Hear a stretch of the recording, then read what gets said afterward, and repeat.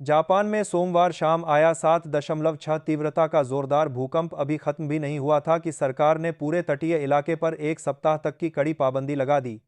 आधिकारिक आदेश साफ है, लोग अपने घरों से बाहर न निकलें, तटीय क्षेत्र पूरी तरह सील किए जाएं और समुद्र के पास किसी भी गतिविधि पर तत्काल रोक। यह जापान की हाल की इतिहास की सबसे कड़ी एडवाइजरी मानी जा रही है और इसके पीछे कारण है सुनामी का वह खतरा जो किसी भी पल तट से टकराकर पूरे उत्तर जापान को नेस्तनाबूद कर सकता है। सरकारी कंट्रोल रूम से निकलने वाला हर अपडेट पिछले अपडेट से ज्यादा सख्त, ज्यादा इमरजेंसी भरा और ज्यादा खतरनाक साबित हो रहा है। भूकंप के बाद समुद्र ने जिस तरह प्रतिक्रिया दी है, वह सामान्य संकेत नहीं है। समुद्र के स्तर में हो रही तीव्र हलचल को जापानी वैज्ञानिक अत्यधिक अस्थिर बता रहे हैं। यही वजह है कि सरकार ने एक सप्ताह तक जनता को घरों में रहने की हिदायत देते हुए साफ कहा है कि यह प्राकृतिक आपदा का पहला चरण है। असली खतरा अगले 7 दिनों में सामने आ सकता है। होक्काइडो में आए इस भीषण झटके ने पूरे जापान को झकझोर दिया है। हवा में सिर्फ एक ही चीज तैर रही है, दहशत। समुद्र का पेट मानो उबल रहा है और ऐसी स्थिति में सुनामी से इनकार करना जोखिम भरा ही नहीं बल्कि असंभव है। वैज्ञानिकों के अनुसार समुद्र की गहराई में ऊर्जा का इतना बड़ा रिलीज समुद्री दबाव को असामान्य बना देता है। इसकी वजह से एक विशाल लहर अचानक किसी भी समय उत्पन्न होकर तटीय इलाकों को तबाह कर सकती है। जापान सरकार ने सभी तटीय शहरों में आपातकालीन सायरन सक्रिय कर दिए हैं। इन सायरनों की आवाज लगातार लोगों को घरों से निकलने के किसी भी प्रयास के खिलाफ चेतावनी दे रही है। हाईवे बंद कर दिए गए हैं, पुलों की आवाजाही रोक दी गई है और समुद्री जहाजों को तत्काल गहरे समुद्र से दूर रहने का आदेश दिया गया है। कोस्ट गार्ड ने सभी मछुआरों को साफ कह दिया है कि अगले 7 दिनों तक समुद्र में पैर रखना मौत को न्योता देने जैसा है। सरकार की सबसे सख्त सलाह उन इलाकों के लिए आई है जो समुद्र से 10 किलोमीटर के दायरे में आते हैं। वहां घरों में खाने का स्टॉक बनाने की सलाह दी गई है, दरवाजों और खिड़कियों को सुरक्षित करने की हिदायत दी गई है और लोगों से कहा गया है कि किसी भी हालत में तटीय खिड़की से समुद्र की ओर देखने का प्रयास न करें। जापान के इतिहास में आने वाली हर बड़ी सुनामी से पहले समुद्र का यही व्यवहार देखा गया है, सन्नाटा, गहराई में कंपन और अचानक उभरते असामान्य पैटर्न। वैज्ञानिकों ने बताया है कि भूकंप का केंद्र समुद्र के भीतर था और यह उतनी गहराई पर नहीं था कि ऊर्जा तेजी से फैलकर अपना असर कम कर दे। यही कारण है कि अब भी समुद्र की तरंगों में लगातार तनाव दर्ज किया जा रहा है। इस तनाव का बढ़ना सुनामी का साफ संकेत है। जापान की समुद्री निगरानी एजेंसियों ने कहा है कि पिछले 12 घंटे में समुद्री प्रेशर में इतनी तीव्र उतार चढ़ाव कभी कभी सिर्फ बड़े मेगा थ्रस्ट घटनाओं के बाद ही देखने को मिलती है। जापान के प्रधानमंत्री ने राष्ट्र के नाम संदेश में कहा है कि यह सिर्फ भूकंप की घटना नहीं है, यह एक बहुस्तरीय आपदा है जिसकी शुरुआत हो चुकी है। जनता को घरों में रहने का आदेश सिर्फ एहतियात नहीं बल्कि जीवन बचाने की रणनीति है।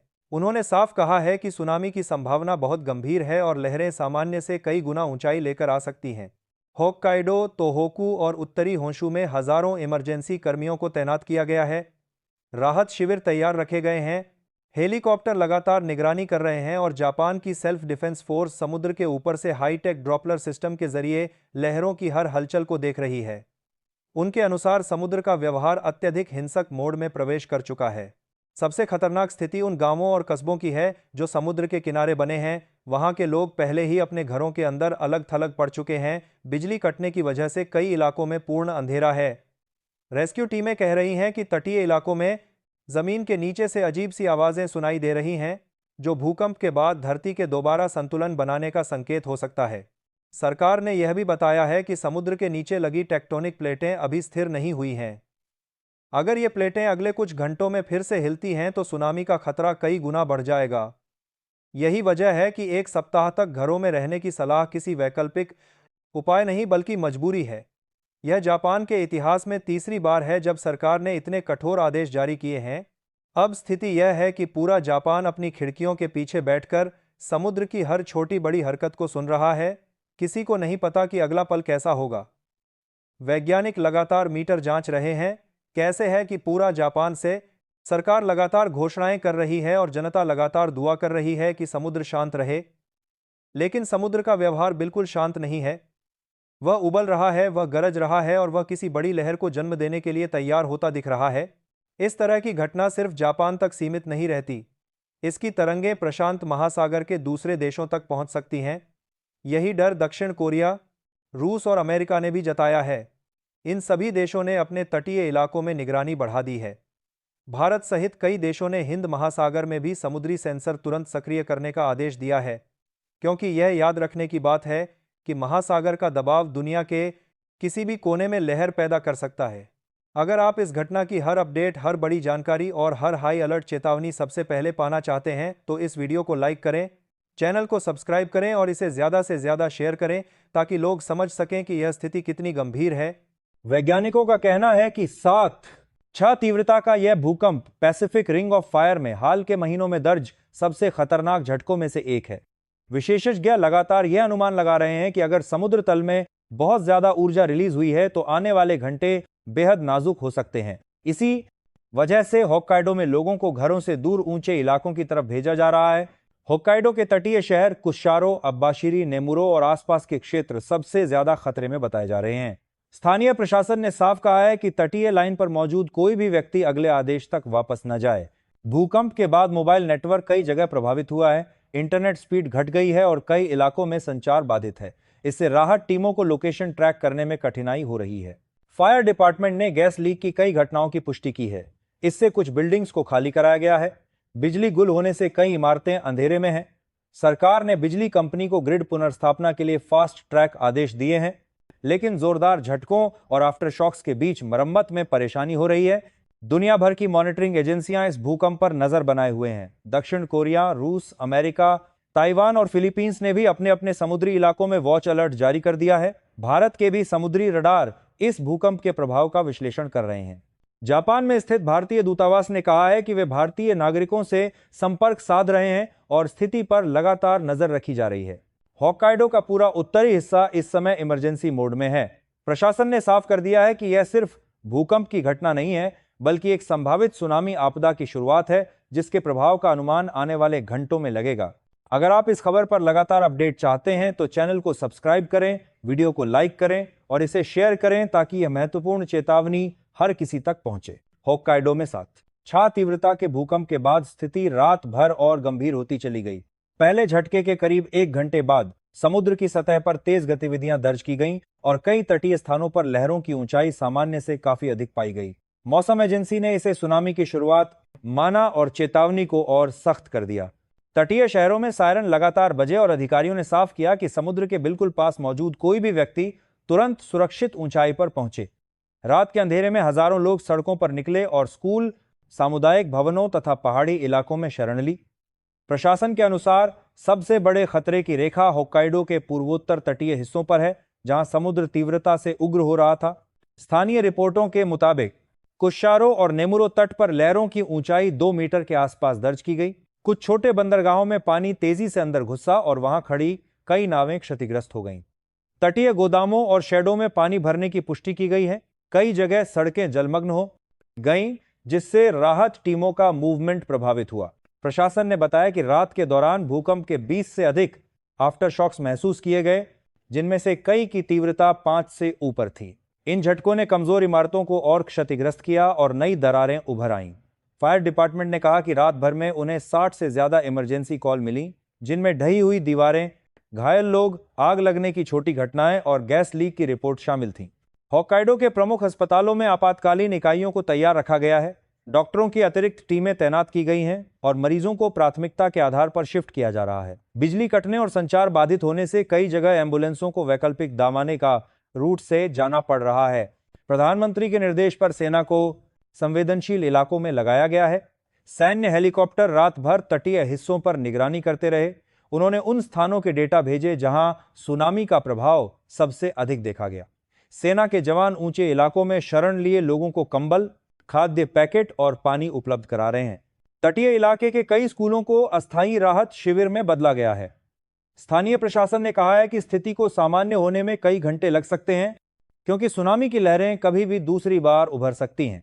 विशेषज्ञों का कहना है कि बड़े भूकंप के बाद 24 घंटे तक समुद्री उतार चढ़ाव का खतरा रहता है।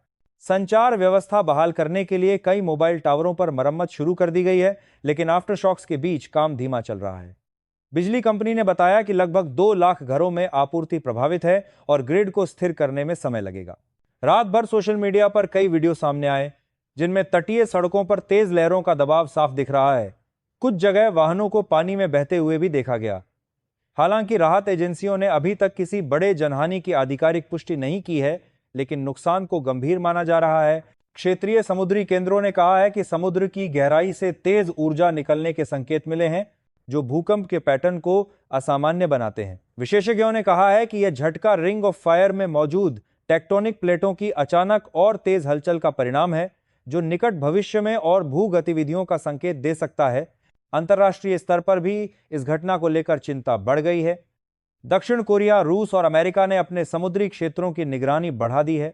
कई देशों ने जापान को आपात सहायता की पेशकश की है। हालांकि जापान ने कहा है कि फिलहाल उनकी टीमें स्थिति को संभालने में सक्षम हैं। होक्काइडो में दिन निकलने के साथ ही नुकसान का पूरा पैमाना सामने आएगा।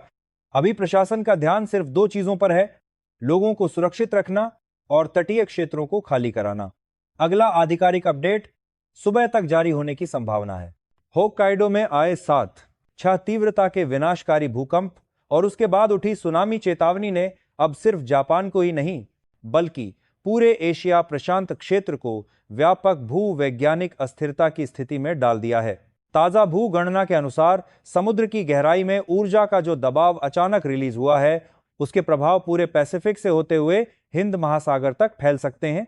विशेषज्ञों का स्पष्ट कहना है कि इतनी बड़ी तीव्रता का झटका सिर्फ एक स्थानिक घटना नहीं है। यह रिंग ऑफ फायर के उस सेक्टर में आया है जहां पहले से दबाव बढ़ता जा रहा था, और यही दबाव अब समुद्री प्लेटों की मूवमेंट के जरिए दक्षिण दिशा की ओर ऊर्जा ट्रांसफर कर रहा है। इसी ट्रांसफर का असर हिंद महासागर क्षेत्र पर भी पड़ सकता है। हिंद महासागर में इस समय कई देशों के समुद्री सेंसर असामान्य उतार चढ़ाव दर्ज कर रहे हैं। भारतीय राष्ट्रीय समुद्र विज्ञान संस्थान के मुताबिक समुद्र की सतह पर थर्मल वेरिएशन और माइक्रोवेव पैटर्न में हल्के बदलाव दर्ज किए गए हैं। यह बदलाव भूकंप के बाद समुद्री दबाव के पुनर्वितरण का संकेत माना जा रहा है। विशेषज्ञों का कहना है कि जापान में आया यह भूकंप इंडो पैसिफिक प्लेट को दक्षिण पश्चिम दिशा में हल्का धकेल सकता है।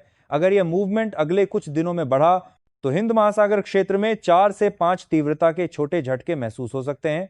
हालांकि इन झटकों का प्रभाव सीमित होगा, लेकिन यह संकेत है कि प्लेटों का तनाव लगातार बन रहा है। भारत के संदर्भ में स्थिति को लेकर विशेषज्ञ और एजेंसियां विशेष निगरानी कर रही हैं। भारत का तटीय क्षेत्र, खासकर अंडमान निकोबार की समुद्री बेल्ट, एक एक्टिव सेस्मिक जोन है। जापान के पास प्लेट मूवमेंट होने का मतलब यह हो सकता है कि ऊर्जा का दबाव दक्षिण पूर्व एशिया के माध्यम से भारतीय महासागर की प्लेट सीमाओं तक पहुंचे। हालांकि कोई सीधा खतरा घोषित नहीं किया गया है, लेकिन मॉनिटरिंग सेंटर ने कहा है कि अगले 48 घंटों तक समुद्री गतिविधियों पर नजर रखना जरूरी होगा। भारतीय मौसम विभाग ने भी कहा कि हिंद महासागर के पश्चिमी हिस्से में समुद्र के तापमान में हल्की वृद्धि दर्ज की गई है, जो आमतौर पर गहरे समुद्री दबाव परिवर्तन के साथ जुड़ी होती है।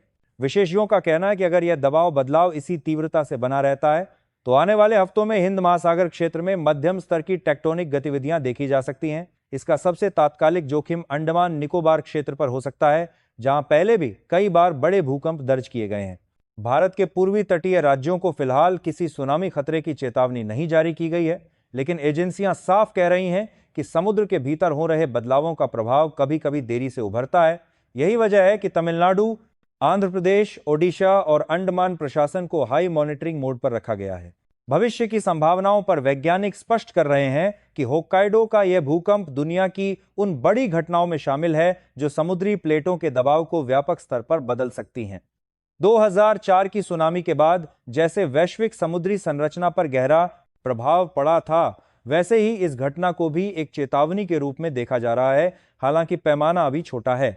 भारत के लिए फिलहाल किसी बड़े खतरे की संभावना नजर नहीं आ रही, लेकिन विशेषज्ञ कहते हैं कि आने वाले 10 से 15 दिनों में अगर दक्षिण पूर्व एशिया के पास मध्यम तीव्रता के झटके आते हैं तो इसका मतलब होगा कि प्लेटों का तनाव आगे खिसक रहा है।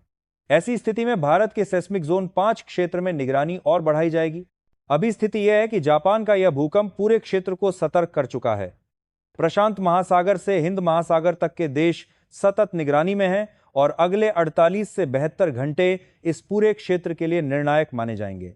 आप इस स्थिति की हर अपडेट इस चैनल पर देख सकते हैं, इसलिए वीडियो को लाइक करें, चैनल को सब्सक्राइब करें और इसे तुरंत शेयर